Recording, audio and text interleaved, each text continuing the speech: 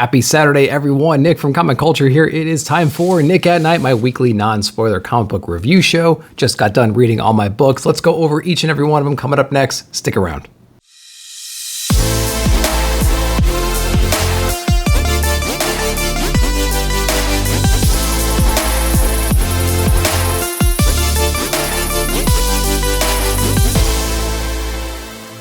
All right, welcome back. So we're going to dip into these books. I'm going to go ahead and put my grading scale up as I go through books. I'm going to populate the covers on that scale so you know how that book stacks up amongst the others that week. So let's get into DC. We have Jurassic League from Daniel Warren Johnson. We have Gideon on here as well. And we have Mikkel and Spicer on the creative art team. And I really enjoy this book. It basically takes our tried and true DC heroes, puts them in a Jurassic era, and kind of retells their origin of how they became a team. And so what I like is they really kind of got the essence of every single character and they put them in these Jurassic forms. And you can tell, I mean, that they're actually acting like how you would assume a Batman character would act or a Wonder Woman character would act. And Superman, we have some Aquaman in here as well. We have the Flash. We have a lot of recognizable characters from the Justice League in here. So basically they're taking on some kind of a threat right now. They're trying to get enough power from like the local natives, and the natives being humans, to help bring their boss to life. He's kind of brewing in some kind of cave somewhere. And, you know, it's not a giant surprise who the ultimate boss could be in here, but this is the cool issue because it actually shows who that is, and things aren't going to go so well for our heroes, I don't think. So it's a pretty compelling story. It's pretty fun. The art style is interesting. It's in that Daniel Warren Johnson vein, but he's not doing it. But we have Spicer on the coloring in here, and so I love everything that Mike Spicer does. It's actually really beautiful. So Juan Gideon and Daniel Warren Johnson do a really great job of portraying the story, capturing all the characters' essence, putting them in this unique time frame, and just telling a pretty compelling story. I'm trying to figure out if I can show some kind of a page on here so you can kind of get an idea of the art style in general, and just trying to find something with a little bit of action in here. So I'll flash a page on here. Hopefully it ends up focusing for y'all. And yeah, it's pretty interesting. Not a bad read at all. Jurassic League, I believe it's 6 issues. We're on issue number 4 right now. So if you haven't checked it out yet, it's just like a fun book from DC. So I give it a shot. So that was it with DC. We're going to hop over to Marvel next. We have Venom Lethal Protector issue number 5. And I'm telling you, this book is way better than the main Venom run right now, unfortunately, from Al Ewing and Ram V and Brian Hitch. And so I really like this book just because it has like a nostalgic vibe to it. It's a pretty simple dialogue. It's a pretty simple story overall, but it has like a modern flair to it. So it feels like you're reading a comic from the 90s, but it was written today.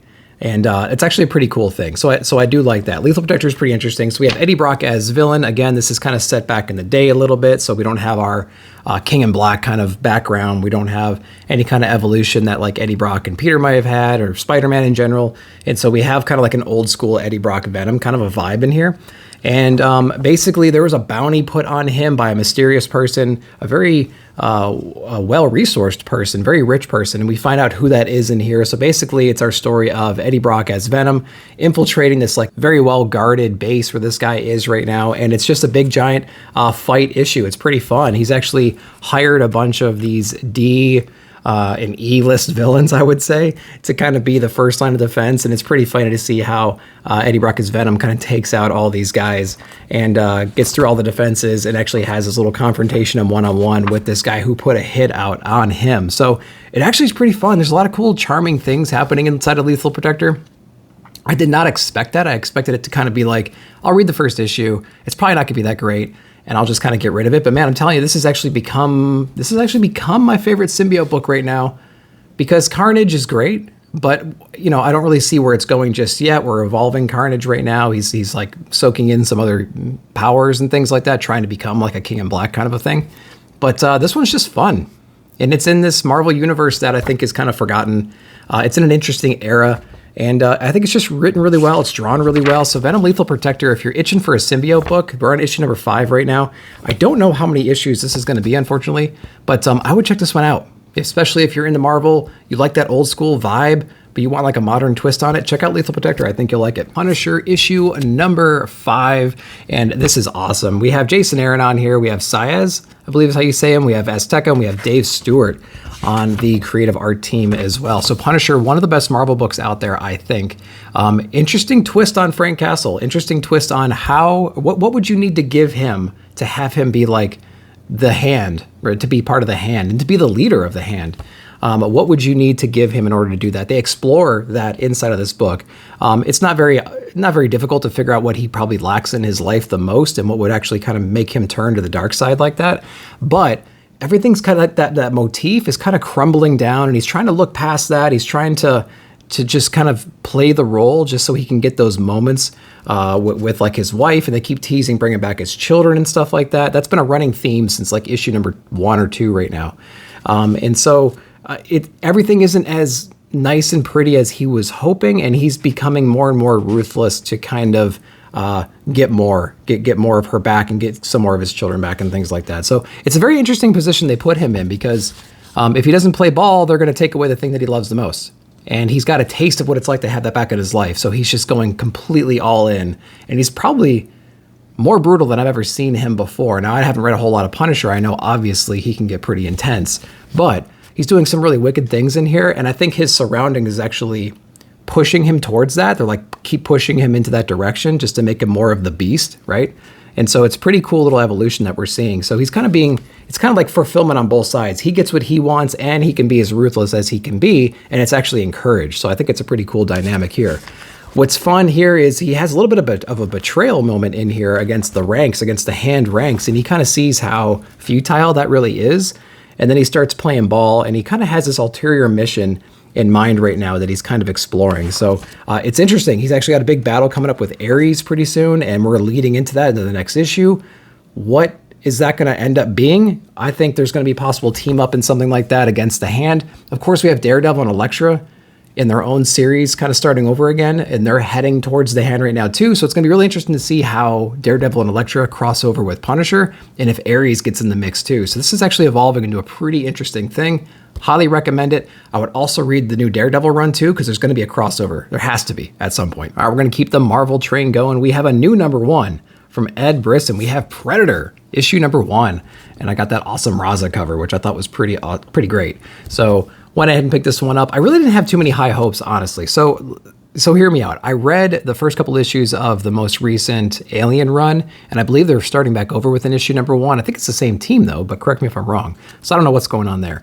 It just didn't really do it for me. So I was kind of a little bit hesitant going into here because I was like, okay, it's another Marvel book. It's going to be with Predator. We'll see, but it's Ed Brisson, so we're gonna check it out and see what goes on. And I gotta say, I actually really liked issue #1 because it's not like a Predator centered books, but hear me out. It is pretty interesting. So basically, we have this remote world somewhere. We have a family who's like a colonizing family, part of a colony that's landed there. They're trying to like scope out the terrain, make sure everything's safe, so they can kind of potentially expand or harvest it for mineral or whatever they're gonna do with it. And they actually get attacked by a predator in here, and it wipes out everybody but this one child. And this child kind of grows up becoming a hunter of predators, and so she's kind of grown up now, and she's actually going out there and trying to track down predators. And of course, every main character needs their little trusty AI companion, and so it's a cool little dialogue between those two characters as far as like where they're going to go, what's the next step, and things like that. And there's some really cool moments in here. I actually did like that. I like that it's not necessarily Predator-centric, and it's, or at least not from the Predator's point of view. And so far, the story's pretty compelling so far. You know, it had me gripped from the first issue. Unlike Alien #1 that came out, I don't know, last year before, something like that. I just didn't care about the politics and the structure that they had. But this one actually had me hooked. It was pretty fun. It had the perfect little mix of like family heart and some of the action in here too. And it had some humor and things like that. Of course, when you have like an AI supporting character, there's always some funny moments with just how flat that personality can be versus the emotional main character. But I thought this was pretty cool. I actually liked it a lot. I'll show you a little bit of what the art style is like so you can get a taste of that. A little bit of flashbacks in the first couple pages. The first page or two really has you hooked in to what's going on. I hope that's going to focus for you. But the first couple pages really get you hooked, and then it goes back into like kind of like this origin story. So I thought it was pretty compelling. I really liked it. I don't know like how detailed and how in depth it's going to go, but Ed Brisson's on it, so it's got a pretty good chance of being something pretty special. And yeah, I thought the first issue was pretty compelling, so I'll be definitely checking out issue #2. Let me know what you guys thought about this if you read it. All right, the next Marvel book we read was Amazing Spider-Man issue #7. We have Zeb Wells on here and John Romita Jr. And yeah, so where are we? So we had our big anniversary issue 900, and this is Legacy 901. or issue number 7, again, if you're paying attention to the new numbering system. And so immediately I'm reminded about JRJR's art when I'm flipping through here, because there's lots of like close-up faces, and he just has a really unique way of doing that kind of perspective. And it's just like, I don't know. I feel so bad making fun of some of his art sometimes, but it's like, man, I don't know. That's just not an art style that I necessarily resonate. I feel like it pulls me out too much because I feel like I'm criticizing what I see. What I'm not saying right now, and what I might hear some people thinking right now is, oh, Nick doesn't like JRJR. That's not what I said at all. What I'm saying is these panels right here I don't like. So I'm sure he's very capable of producing some good art. But like when I see faces like that, it kind of pulls me out and I go into criticism mode when I shouldn't be thinking about that at all. I should be focusing on the story and what's being told here. But man, I don't know. So, and it kind of feels like everything that happens in here is probably things that have happened before. I mean, Peter's going in here. He's got a new job opportunity. We got Osborn in here, kind of maybe, kind of luring him maybe into a trap. I don't know, putting him in situations that he doesn't want to be in, getting in fights with Mary Jane. I don't know. We get a little tease of like a new suit coming soon, and I'm like, oh great, we get a new suit. Okay, great. Oh, and then we get some Vulture in here, and he's pissed off at Spider-Man again. It's like, didn't we do this before? Like, haven't we done this in 901 issues? I haven't read them all, but like, I don't think that anything is happening in here that's like really great. And the funny thing is, Vulture really gets the upper hand very, very quickly and puts Spider-Man in a very weird situation. So I don't really know what's going to happen here, although I have a pretty good idea of what's going to happen actually, because of what was kind of teased earlier in the issue. So I don't know. Let me know what you guys are thinking, especially you long-term fans. How do you feel about ASM right now?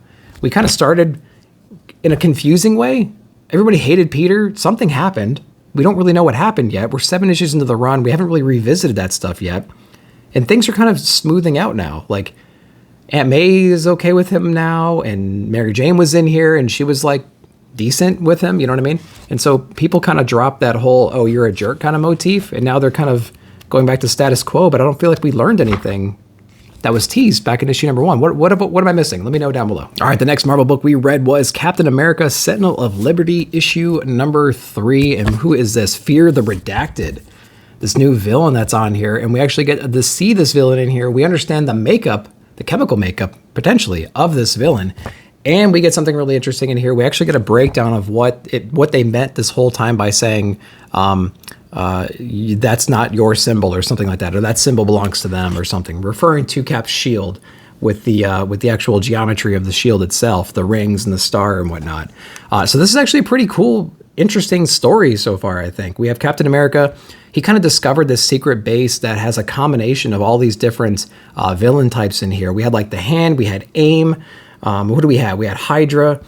We had a bunch of other different types of factions of villains that have all kind of come together, and they're making like this one forge right here that we're seeing. And they have combined their technology and their weaponry, and they have this like ultimate super soldier kind of thing. I believe his name is Redacted on here. So we do get a cool battle between them. But so you might be thinking like, well, who's organizing all these threats together? And basically they're uncovering, Captain America is uncovering this gigantic hidden power structure right now. And there's very specific elements that each point on the star maintains, and it's actually driving society forward from behind the scenes, and it's manipulating the world, manipulating the people, the politics and everything like that. And so we do get a little bit of understanding about what all that means. We get some cool Bucky Barnes stuff in here. We get some Peggy Carter stuff in here as well. I don't necessarily know what's going on from that storyline perspective, but the main Steve Rogers Captain America stuff is really cool, and I do like that. The art's pretty great,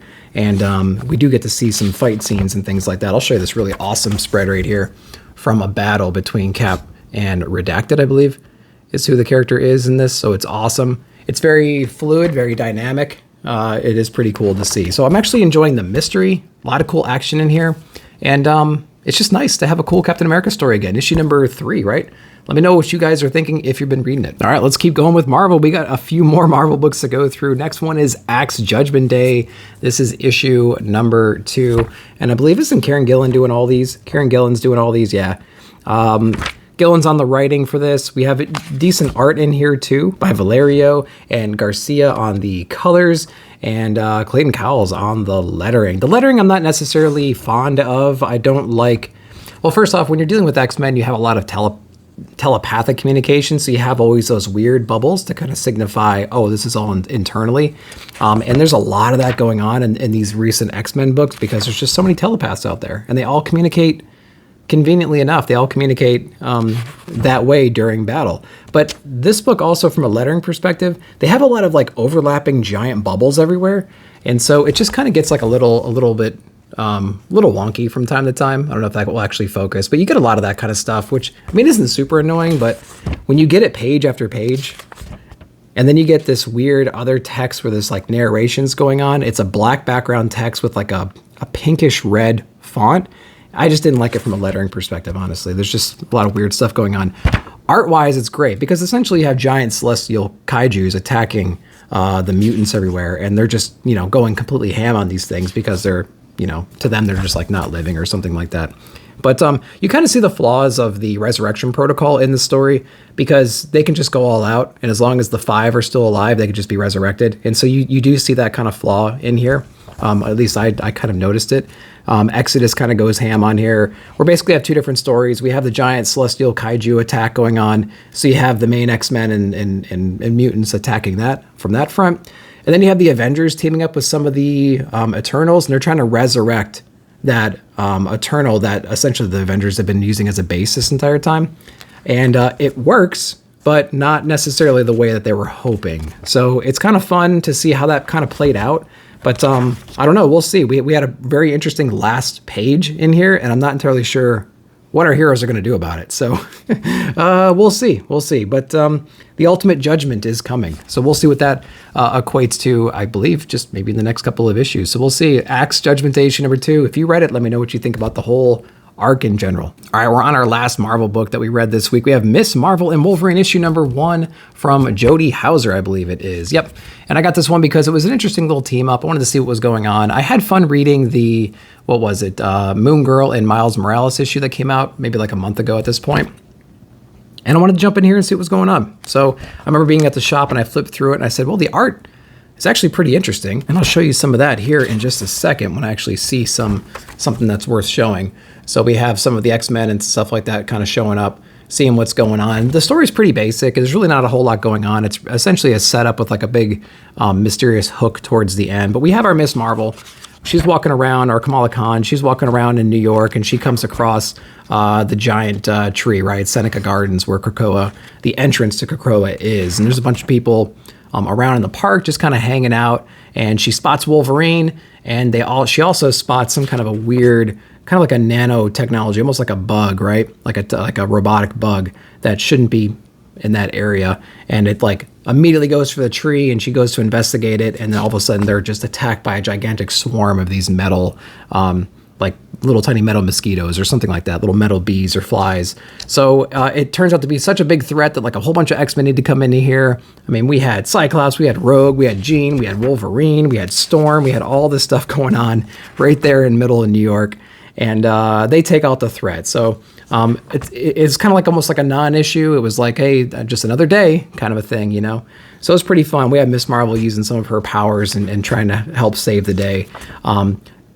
At the end, they kind of tease what might be going on. Apparently these little bugs were trying to just get some information from like the tree itself, something like that, and bring it back to whoever programmed them.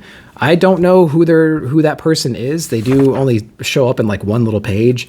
Maybe if you've been reading some of their books, you'll actually understand what's going on there.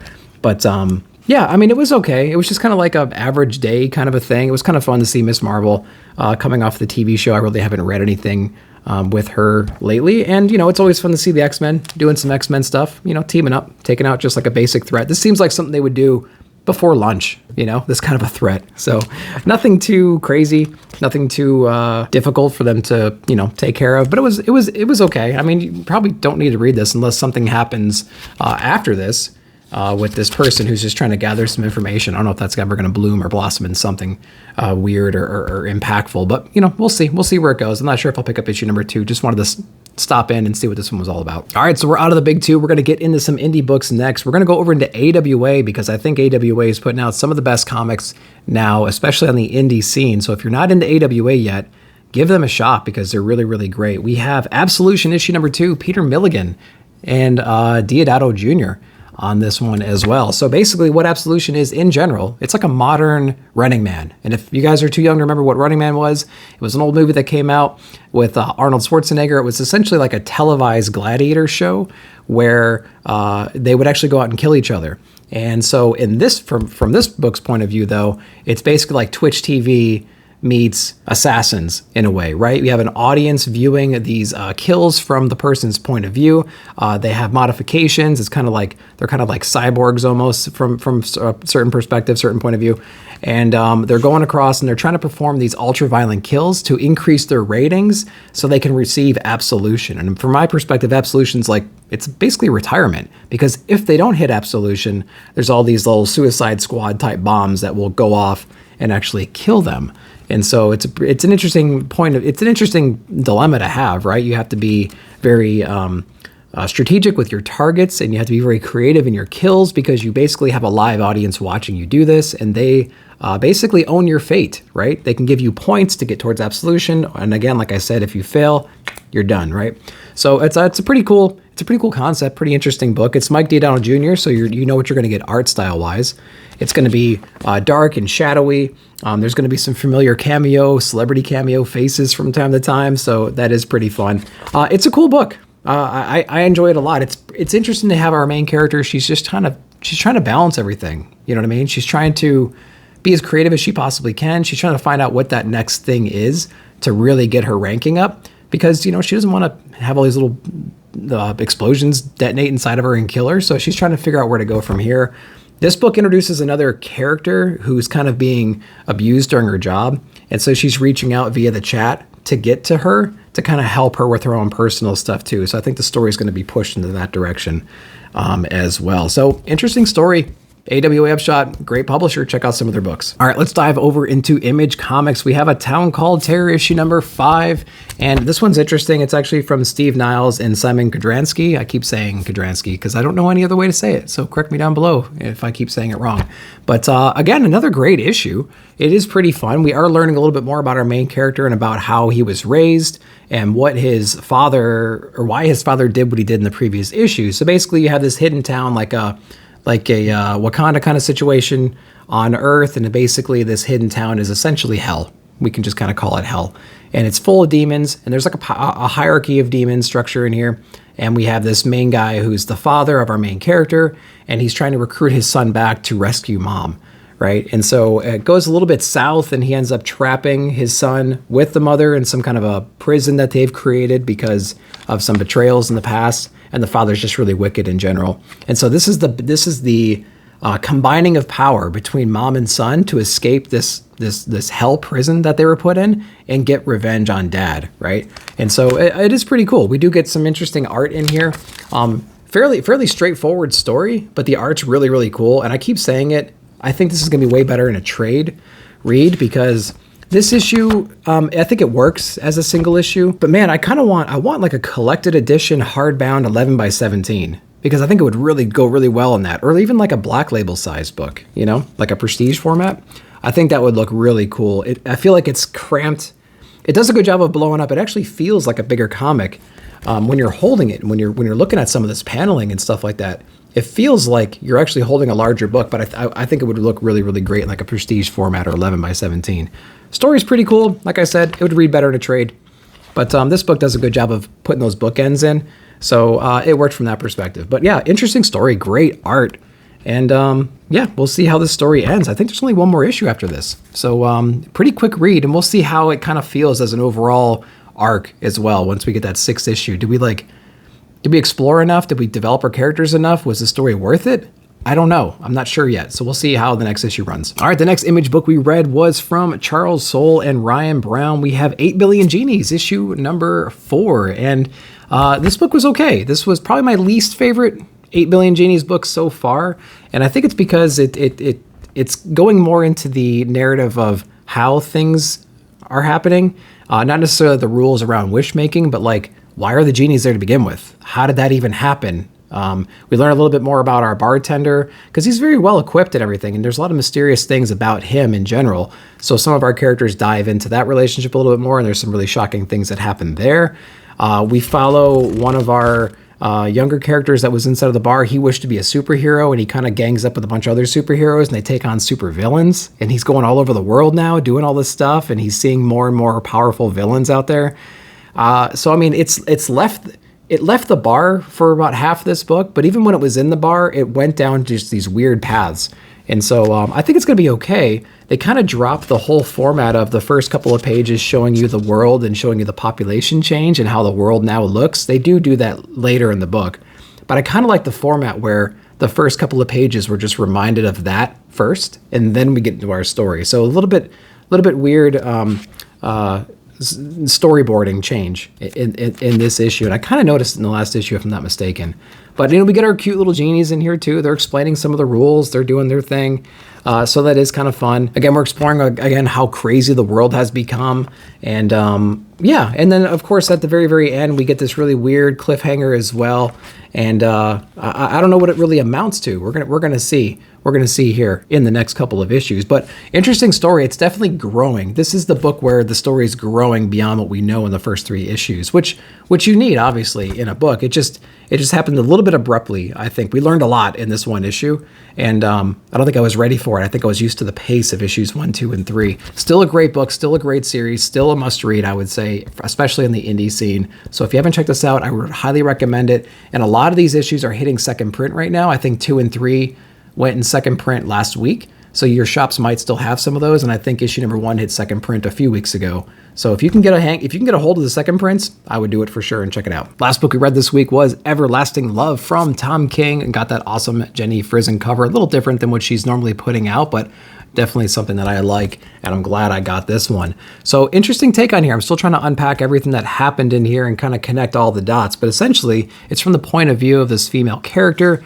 and she kind of falls in love, hopelessly in love, with these men in her life. And sometimes it's kind of like forbidden love in a way.